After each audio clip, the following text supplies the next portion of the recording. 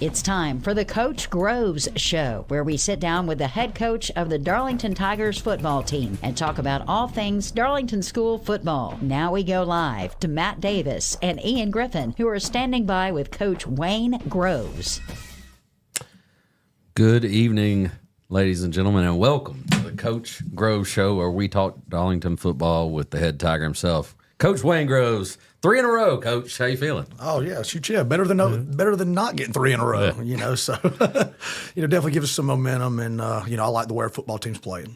Awesome. Thanks for being here tonight. And we're looking forward to chat with you today. This is the Coach Grove Show, everybody, and we appreciate you and welcome you in. We apologize for the technical difficulties that we had getting started, but I think we're all systems a go now. So we'll just go ahead and jump into our conversation about this week's game. But, of course, the first thing we're going to do is talk about last week. As you mentioned, 3 wins in a row. Game got off to a tough start last week, Coach, trailing 9-0 at halftime. Guys stormed back, scored 21 answered points in the third quarter, would hang on to win a nail-biter, 21-16, and once again showed that Tiger grit and resolve. So tell us the key takeaways from last week's game and really how the last few weeks of the season have gone, for that matter. Well, it seems like every one of these games the last few weeks has kind of been the same the same narrative. We kind of get down and don't play our best football early, and we refocus, reset, and get to playing good Tiger football again. So it just shows that a game's 4 quarters. It shows that our kids believe that. We still talk about that football is, it's a marathon. It's not a sprint. So even though you may not have the good first couple of series, does not mean that determines the outcome of the game. It's still 48 minutes, and we're going to play as hard as we can. And so our kids did that, and just shows when we focus on offense, defense, special teams, we can get the job done as long as we stay the course, stay focused, and keep playing hard for each other and Darlington. Coach, last week's Honeymoon Bakery icing on the cake player of the game was none other than Bodie Powers. He's come close to winning it. Miles edged him out in a game earlier this season, but 2 touchdowns last week. Seems to break a lot of big runs, and he certainly had a few last week. So talk about his development and performance. We saw him last year as a freshman play a good bit, but his roles certainly increased. Well, first thing is Bodie loves football. And he's got football in his blood, and his whole family's lived and breathed football their whole life. Gordon, his granddaddy, was a 40-year high school coach. He was a college football player. His daddy was a college football player, and then he coaches with us. His uncle played at Georgia Tech. So it's just in that family, and there's always something about those kids where they grow up being around the sport. They always become pretty good ball players, and so Bodie's one of those kids, and he's out there contributing in a lot of different ways. He's on special teams. He's done a great job, and he takes a lot of pride in his blocking, not only running the football. He plays safety for us, and he's contributing in a lot of ways, and we expect a lot of big things from Bodie. Well, Coach, one of the things we always like to talk about is unsung heroes on the team. And so when you look at film from last week specifically, who are some of the unsung heroes that maybe when you look at the newspaper article, on Saturday morning or the stat sheet or whatever the case may be, maybe you don't see a whole lot there, but just really made some big contributions, for the team and helping you win the football game. Yeah, and those are kind of one of the reasons why we have the Black Shirt Awards, to kind of recognize some of those unsung heroes. But, not a ton of stats for, either team on both sides of that ball game, kind of back and forth there for a while. But, there was a lot of guys that played really well and contributed, on defense. Henry Ledbetter, Bryson Jones, Noah Duggan, Miles Twyman all made impact plays during the ball game. On offense, Bryson Jones again's blocking. Freshman Lane Brasington, I thought, played really tough up front. And so, there's a lot of guys that contribute. It's never a one-person deal. When you have a 33-man roster, everybody's significant all week, and everybody contributes, and everybody's a part of our wins. And that's the beauty of our football team, is nobody cares who gets the credit as long as we win the ball game. I don't know if Coach intended this or not, but since he mentioned the 30-man roster, I figured it might be a good chance for throw it up throwing this up there. We got a little gift today, which we're super excited about, that we'll show to you here if I can get that on the camera, though. Yeah, that's official Darlington football Dirty 30 T-shirt. We're going to be rocking that one for sure. Definitely. And, you wore those on the bus to Haralson County last week. It was Matt and I's first trip there. Teams 1 and 3. We talked about this last week on the show. The record didn't reflect the quality of opponent you were playing. We were super impressed with the facilities and the support. Seems like that program has a lot of support. They've got their own country music song that they were playing on repeat. We learned it's tough out there on those county roads. Yeah. So hard work and respect is what we're about. That, yeah, I kind of like that too. I thought I was impressed by what they brought to the table. So talk about that win and that program and going on the road and getting a win in region play. Well, that's the first time I'd been to Haralson County myself, I guess, since like 1997 when I was playing. And so got there. I mean, they've got a huge jumbotron out there. They had a ton of fans. They had a huge home crowd. And I'm like, man, these guys really care about their football here. Yep. A little adversity in the first half, not just from player-wise, but from coaching-wise. We got there, and they send a thing on how our visiting side's supposed to be set up, where our film crew is, where our coaches are and all that. We get there, and they put us in about a 90-degree wrestling room with the heat on in there with one fan in the middle of the room. So we're in a sweat box. So we sounds like some Red Auerbach. We have to do our pregame stuff kind of outside of the locker room area that they gave us, the locker room. Just to be about 15 degrees cooler. And then the AD comes over and says, "Oh, Coach, this is not where you're supposed to be." And I said, "Well, this is the sheet you emailed me on Tuesday." And he goes, "Oh, no, it's over there." So all our equipment, sideline stuff was working. We go over there, and then for the first half, we have no headsets. They don't work. So I don't know if there's something going on, but I don't know. It didn't make me very happy. And that's, really a little bit why we struggled in the first half offensively. We had no communication from the box to there. Second half, we got it worked out, and we ended up rolling. So not easy to go to a place like that.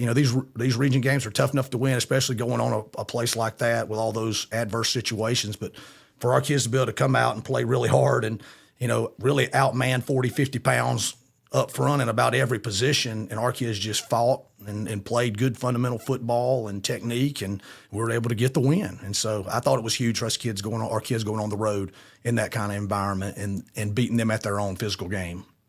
This is the Coach Grove Show, everybody. And, of course, one of the things that we've mentioned a couple of times, which I kind of like saying it, 3 in a row. They've won 3 in a row.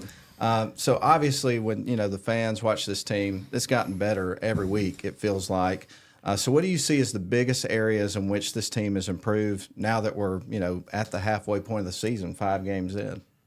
Well, we're playing faster, and just the more comfortable the kids get in the offense, the more comfortable they get with blocking the plays against multiple fronts, the more comfortable they get with getting their stance and doing their reads and having their eye discipline, the faster we're going to play. So we're getting faster play. When you play faster, you play more physical. We're still improving on special teams each week, and that's what you want. Each week you want to see improvement in your football team, and that lets you know that you're practicing the right way, you're emphasizing the right things. And so our team's going to keep getting better. We're going to keep improving our football IQ. We're going to keep improving our knowledge of the offense, defense, and special team schemes and the players' roles within those schemes. And so hopefully it'll be another week of improvement and good news for the Tigers. So we'll flip that on its head. We talked about the improvements. I think I know the number one answer to this question before I ask it, but what are the areas you feel need the most improvement to reach your goals? Well, I could stand up on my soapbox and I'm going to say ball security, ball security, ball security, and then ball security. A lot of these games don't have to be that close, even though, they're hard-fought ball games.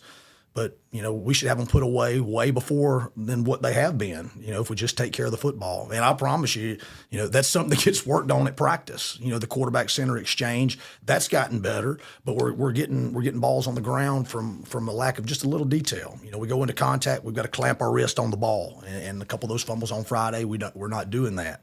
So we're just going to keep emphasizing, we're going to keep working it.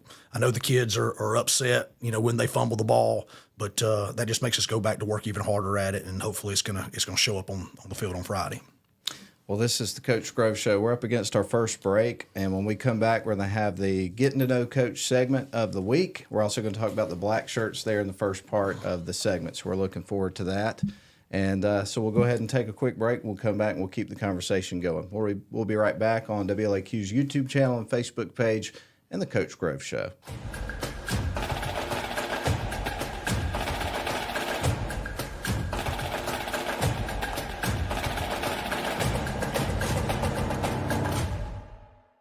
Shop for your next car, truck, or SUV at Riverside Auto Group. Check out riversideautogroup.com today to browse their selection or visit with them in person at Riverside Chevrolet GMC in Rome, Riverside Toyota in Rome, and the all-new Riverside GMC Cadillac in Cartersville. Locally owned and operated by the Welburn family since 1974. That's Riverside Auto Group. Visit riversideautogroup.com.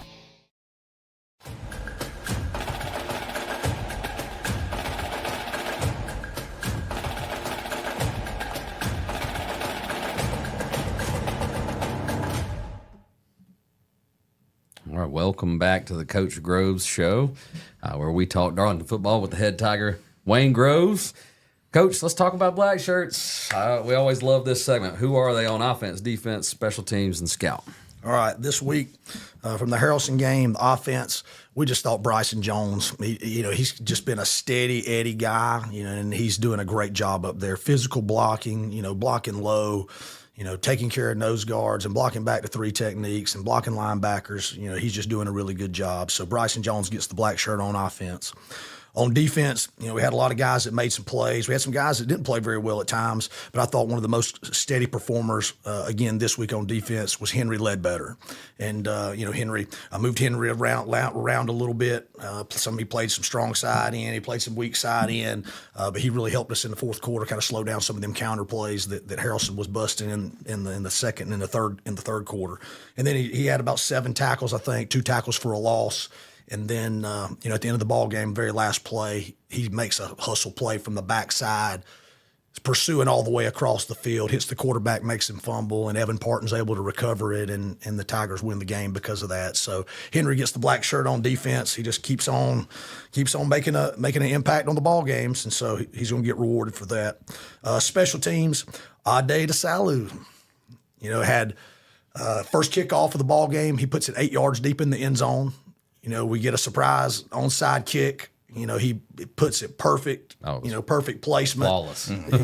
We saw that they had a little weakness in their scheme right there and wanted to take advantage of it. And then he had a tackle on the kickoff. On the kickoffs, kind of broke up the sideline a little bit. We missed a tackle and over pursued. And he had a great form tackle on the sideline there. So all that, Ade gets the special teams black shirt. Scout simulation on offense. Caleb Covington, he's a sophomore linebacker and plays a little receiver. He played some simulation tight end last week to help us out, and he gave us a great look. And so Caleb Covington gets the black shirt there. And then on scout simulation defense, and I've said the name before, but he just does such a good job and goes so hard. Grady Ferguson. Some of these other guys got to step up and quit letting the Spencer Bakers and the Gradys take all the black shirts. But that's what it's about. We're trying to motivate kids to keep getting better, keep playing their position, even when it's scout, to give the best look they possibly can. But Grady Ferguson gets the black shirt again for simulation defense. Well, congratulations to those guys. And I know I've asked you that before, but for review for anybody that hadn't heard this conversation, what's the presentation of that like? How do you do that in practice and things of that nature? What's that look like for the team? So during Mondays, we have a part of our schedule built in is eye period. So I have the boys for about 40 minutes in a little class, and we watch film. Sometimes we do walkthroughs during that. But on Monday, we're going to have a team meeting for the very first thing. We're going to talk about the game, everything that happened on Friday. Then we're going to go through black shirts. We're going to talk about what we have to do to improve, and then points of emphasis, for the week and the opponent we're going to play. So, it's a big presentation in front of the whole team. All the coaches are in there together, and we make a big deal about it. And we toss the black shirts to the kids when they get them, and we try to make it special because it is. I would assume very energetic and loud and all that. Yeah, they're going to clap up. That's and, good. Be fired up about it. Yeah, that's fantastic. Sure. Well, it's time for the Getting to Know Coach Groves segment, and so this should be an interesting segment because today we're going to talk about an interesting fact about Coach Groves, something that you think would surprise the viewers and listeners to this show. Anything top of mind there for you? Well, this was a tough one, and obviously Matt kind of prepped me for this one right here. So I got a few things that I'll share with you guys that maybe people don't know about Coach Groves, and I don't know if you'll find it interesting or not, but just a little about your coach of the Darlington Tigers. One, I love everything about the 80s, and I think we talked about that on the show. I love 80s pop culture. I love 80s music. I love the big hair bands. I love the movies and TV shows of the 80s. So that's a thing for me, for sure. Some people don't know, but I'm a pretty good karaoke guy too. Oh my goodness, man! My goodness. All right. So you don't get to see that. That gets busted out every now and then. But I got a crazy uncle, my Uncle Sam. But he considers himself a karaoke connoisseur, and he's a guy that he'll go to Cedartown at the Legion down there, and he'll sing on a Thursday night or a Friday night. But every now and then, you won't see me there. But every now and then, I'll have to show him up. Okay. What's the show-stopping song? That was where I was headed. That is where I was headed. I got a few go-tos. You may see me get something like a Clarence Carter, or you may see me get, a good country song every now and then. But I know within my range of voice, and I don't know. I may have to send you guys a video sometime. I don't know. I'd like to see that. You're going to have to sit in with me sometime, sing a song. Is it out there in the internet world? I don't know. Don't search too hard. Maybe you won't find something like that. Right. That's funny. Another, my cousin on my dad's side was Paul Anderson. And Paul Anderson was an Olympic gold medalist in the 1956 Melbourne Olympics. And at one point, he had the Guinness Book of World Records. He was the strongest man in the world. He had the largest lift of anybody ever. He did a back lift of 6,270 pounds. And so me being in strength conditioning, I think that's pretty cool that at one point, one of my relatives was an Olympic gold medalist and the world's strongest man at one point. And you'll see him every now and then on some of them strong ESPN World's Strongest Mans. He'll be an announcer on there. He's passed away quite a few years ago, but that's pretty cool. That's kind of a bloodline, and that's kind of the field that I've chose to go in. So that. I got about 3.5 good dance moves. That's an interesting fact about me. My wife may say maybe 2.5. But I got about 3.5 good dance moves. Those get broken out at special events, weddings, and maybe sometimes after a big win, I may bust out some dance moves. I'm also known to after a big win is to give the people's elbow smash to maybe some visitor trash cans. Okay. There may be some videos out somewhere, but that's something that comes out every now and then. That's always fun, and the kids love. And then. The viewers are scouring the internet right now as we speak. All I know is I can smell what Coach Groves has got cooking. That's right. So sometimes you gotta do it. And then the last, interesting fact about me that, I would be bad if I didn't say this, but I had the sweetest coach's wife in the world. My wife, none of this would be possible without her. And,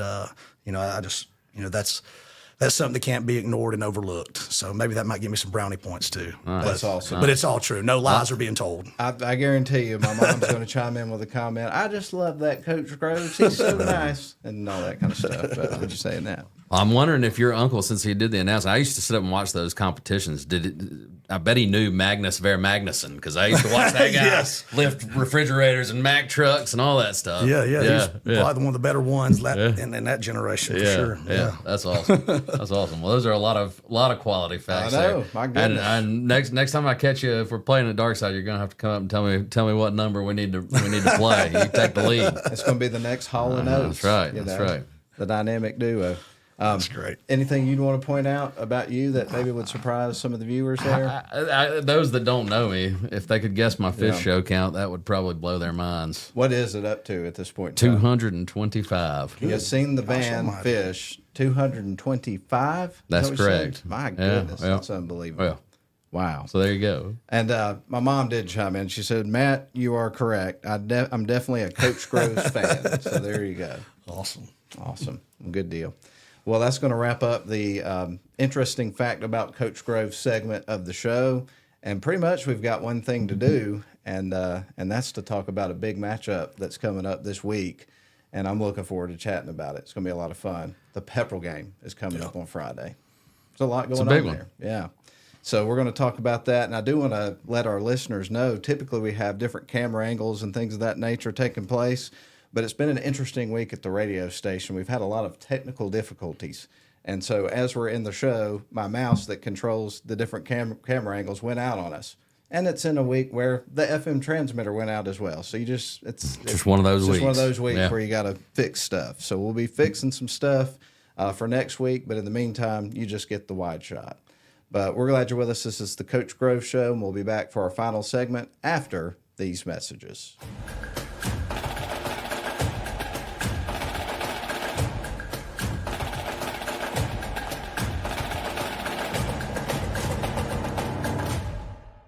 Shop for your next car, truck, or SUV at Riverside Auto Group. Check out riversideautogroup.com today to browse their selection or visit with them in person at Riverside Chevrolet GMC in Rome, Riverside Toyota in Rome, and the all-new Riverside GMC Cadillac in Cartersville. Locally owned and operated by the Welburn family since 1974. That's Riverside Auto Group. Visit riversideautogroup.com.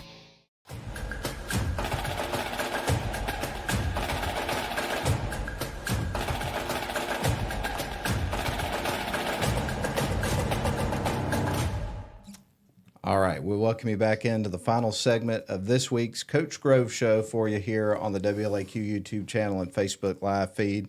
And we're just glad you're with us, and we're glad we've got this segment to talk about this week's game. And I figured a good place to start is to just jump in and talk about the elephant in the room. It's not a secret to anybody watching this or listening to this show that you played your high school football at Pepperell, grew up in that community. And so, I would imagine this is one of those things where it just means a little bit more when you're coaching against your alma mater and that sort of thing. So what does coaching this game mean to you, Coach? Well, one thing is, I try not to let my emotions get too much into it. Mm-hmm. I'm going to prepare for this game just like I prepare for every game. And I told the boys, the same thing about, we've had a little success, but we still prepare the same way. It doesn't matter if it's Haralson County in 2024. I'm going to do my same process, getting ready to get our team ready, just like it was the 2017 state championship against Warner Robins. It's the same way. It's the same process. Now, obviously, it's home, and you don't want to go back. You don't want to play your alma mater, and you don't want to lose as a head coach. I mean, nobody's going to ever want to do that. So there's a little bit more motivation there for sure. But just because I've got so many relationships over there. There's so many good people over in the Pepperell community that I'm still close with. And I'll be the first to tell you. I hope Pepperell has a lot of success, and I hope they win every game except for one. Exactly. And that's just the nature of the beast in the profession we're in, and the job that I have to do. So, we're just working on doing that process and getting the team ready, and we're going to be ready for Friday night. Well, Coach, when you lift up the hood and take a look at this Pepperell team, what do they do well that present challenges for your football team? Well, the first one, and what I told our kids, do not let the record fool you. Do not let the record fool you at all. They may be the best 0-5 team in the state. They still got good players. There's still pride in that school over there. There's still tough kids over there, and they have good enough athletes to give you problems. So you can't look at that kind of thing. We understand that. They're going to play hard. It's going to be a rivalry game. If the one game that could flip their season would be to get the Darlington Tigers. And so we understand that. And so that's how we prepared all week. We understand that there's going to be an intense game, that we're going to have to match that intensity and take it to another level from what we've had in the last 3 games because it's going to be a tough, hard-fought game, and we're going to get no breaks the rest of the season. Well, Coach, let's dive in. You mentioned that this team has got a lot of talented players on it. So let's talk about some of those guys. I know you've seen them a fair amount over the last couple of years and know about their personnel. So what's the scouting report on the Dragons? Tell us a bit about some of their dudes. Well, on offense, they're a pro spread style offense. They really do a really good job. They run powers and counters, quarterbacks, running backs, sweeps. They do a really good job. They've got enough offense. On defense, they've been a 4-man front, a little bit of 4-4, a little bit of 3-4 stuff. They're very multiple, do some cover 2, 3, and some secondary variations. Some guys are going to stand out. The one that stands out the most is the quarterback, number 6, Sam Ross. I have a ton of respect for that kid. I think he's a good ball player. He is very similar to Sammy Konchesky. I mean, they're both fast, they're both strong, they're both physical, and they both play the game of football the right way. So I think that's a great comparison there. The running back, number 2, Maddox Garcia, he's a good athlete, runs the ball really hard, he's got really good vision. Offensive line, Steven Sapp, number 79. He's about 6'2", 300 pounds, and he's a presence out there. 71, offensive lineman Brian Rodriguez. You know, he's a good player. Been played a lot of snaps for them over the years. You know, number 4 Sam Wooten. You know, they get him the ball in a lot of different ways, and he can be a problem on offense. Defense, you know, D lineman number 58 Hayden Wheat stands out. Sam Ross at free safety. You know, he does a great job covering. He breaks on balls well. He runs downhill on run plays. And then the 2 D linemen, 53 Jelani Adams, who's a freshman that's playing really well, and then 79 Sapp again on defense. He can be a problem. Excellent. Well, Coach, let's talk about some of the keys to the game here, the keys to success if you're going to get this win at home in front of your Tiger faithful. Well, we've got to eliminate mental mistakes. We've got to win the hitting game. We've got to play physical. We've got to match their physicality and again, take it to another level. We've got to take care of the football, and then we got to make big plays on special teams. You know, that's going to be the formula. You know, if we do those things, we keep working in those areas, you know, we can have a good result on Friday night again. Well, Coach, we just have a couple more questions for you as time is running out. But last season, this game was down in Lindale. You get the Dragons at the Lakeside this time. How big is it to have this game at Chris Hunter, and what do you expect this environment to be like? I know, you know, the fans circled this from a long time ago. It's going to be really exciting. How would you describe what you expect Friday night? I think it's going to be one of the best games in Northwest Georgia. And so, you know, anytime you can play a good team and play them at home for a region, we'll definitely take that. You know, we feel like we have a good home field advantage. We feel like we'll have a good home field crowd that'll make a difference. You know, the last home game we had against Whitfield, I thought our crowd made a difference, especially in the second half. So, you know, our student section, the Bleacher Creatures will be there. Our pep band will be there. You know, I imagine all the Darlington old alumni, the Lindale Skybox crew will be there, and I think our crowd's going to be loud, and I think they'll make a difference. But got to be there, got to be early, got to be wearing purple, and got to be cheering loud as they can for the Tigers. And I think we can make a difference. Speaking of which colors we're wearing, I know the white breeches, as Larry Munson always called them. I know the white breeches have been popular this year. What's the uniform combo? All right, well, we're going to stick with the white breeches, and then we're at home, so we're going to throw back on the purple jerseys. And so we're going to go purple jerseys with the white breeches for Friday night, and hopefully that'll be a winning combo again. And we do have one more thing we want to mention. We just had a comment on the Facebook Live feed, and it says, "I accept your karaoke challenge, Coach Groves, Uncle Sam." So there you go. I knew that ruffle his feathers, man. I knew it poking. We might have to do that live in the studio. I was about to say, we're going to have to make a live stream arrangement for this event. It's must-see television. Can't wait. I like it. Yeah, it'd probably be the most viewed thing. Besides the game. It goes viral. Yeah, well, good deal. Well, Coach, we appreciate your time, man, and we want to wish you and the Tigers the best of luck this weekend. We've been enjoying watching the team as the season's progressed and watching the team grow. It's been really exciting, and, we're looking forward to it. Go Tigers. Go Tigers. Go Tigers. All right. It's going to put a wrap on it. We appreciate y'all watching and listening, and we want to say to Lou, he just said, always great, guys. Thank you. Have a great and safe rest of the week. And we definitely want to echo that to everybody out there. Stay safe this week, obviously, with the weather and everything going on. But we'll see you Friday night over at the Lakeside. Yeah. All right. That puts a wrap on this edition of the Coach Grove Show, and we'll bid you adieu, and we'll talk to you next time. Thank you for watching. Thank you for tuning in to this week's edition of the Coach Groves Show. We invite you to join us again next week as we discuss all things Darlington football with head coach Wayne Groves. Go Tigers!